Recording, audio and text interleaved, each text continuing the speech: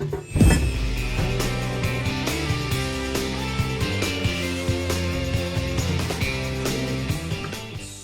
thick. It looks super crispy, nice and golden brown. Let's go with this one. Ready? First bite. Okay. Mmm.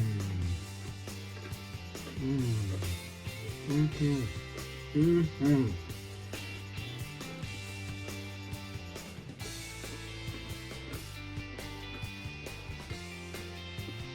I left 3 onion circles connected in this one, so it's super thick. So inside is nice and soft, fully cooked onion, nice and sweet. This batter is crunchy.